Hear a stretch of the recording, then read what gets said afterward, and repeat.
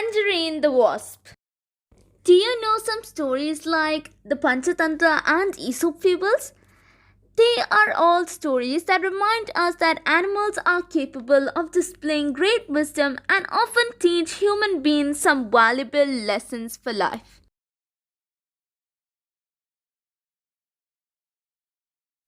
One of the most interesting insects in our group was a wasp. The tiny creature seemed highly intelligent and was much given to after talking. After he got used to Dr. Dolittle, he would follow him around like a pet cat wherever he went. He was given the name Tangerine because marmalade made from tangerine oranges was his favorite food. Tangerine narrated many anecdotes and stories of the insect world to us. One of the favorites was how I won the Battle of Bunkaloo. This is how he told it.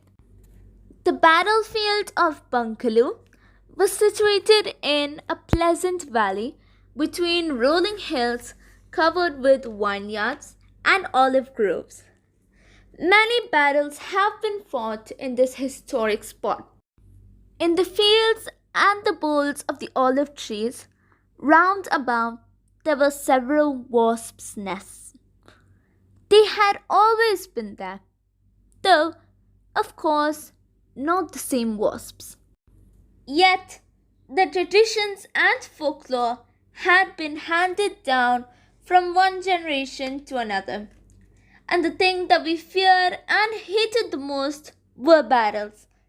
Dear me, how sick we were of wars! Yes, indeed. All those wars seemed like such a stupid waste.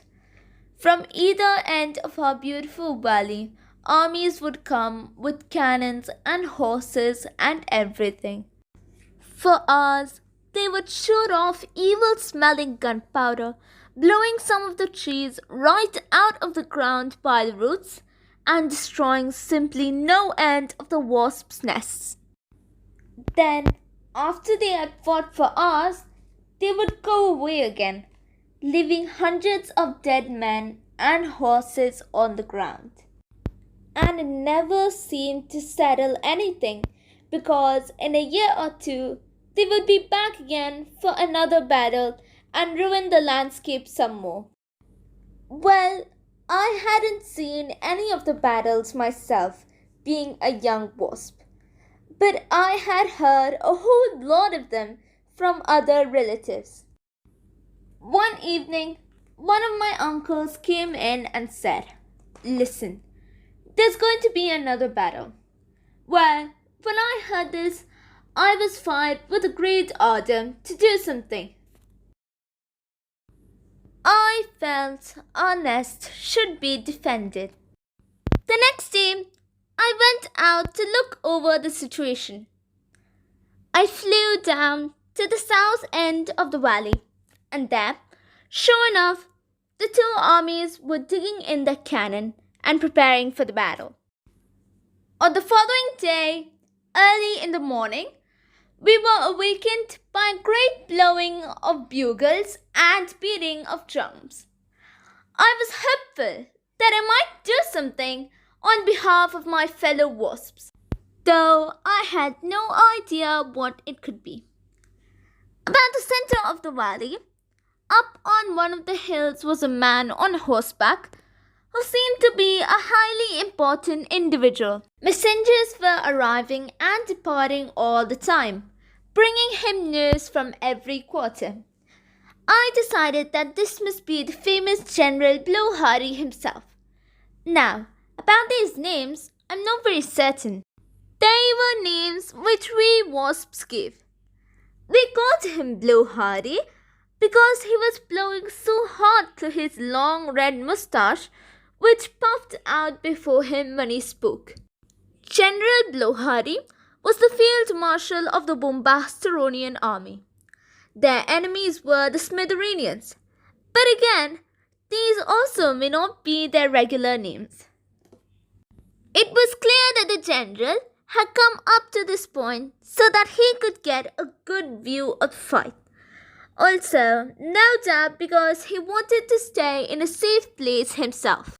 Evidently, from the way he kept blowing his mustache, he expected a very fine battle, one of the messiest. I felt so furious as I watched him there, snapping out his pompous orders, that I was ready to do anything. Yet, what could I do?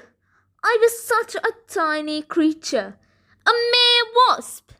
Presently, there was a blow of a bugle, followed by the roar of cannon. The battle had begun. Now, the whole object of the Battle of Bunkaloo was to gain possession of this valley.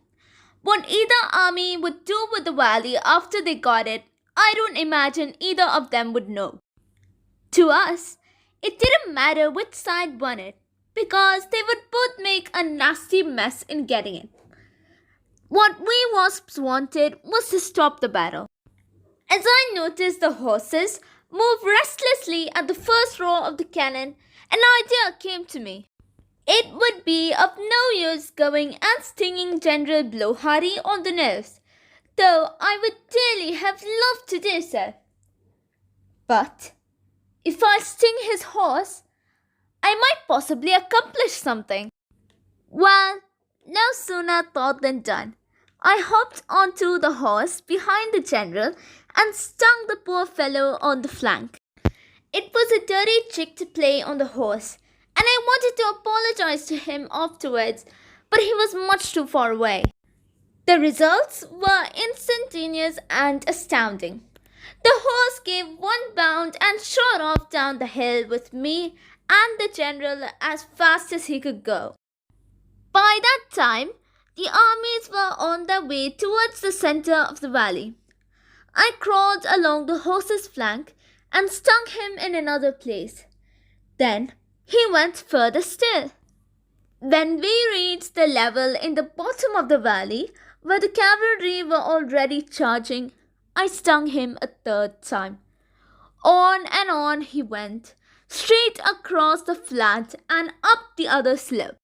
Seeing the famous general in full flight leaving the battlefield at goodness knows how many miles per hour, the Bombastaronians were completely disheartened and demoralized, and they took to their heels.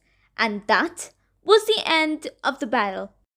The general of the Smithsonians got no end of decorations and honors for the victory of Bunkaloo.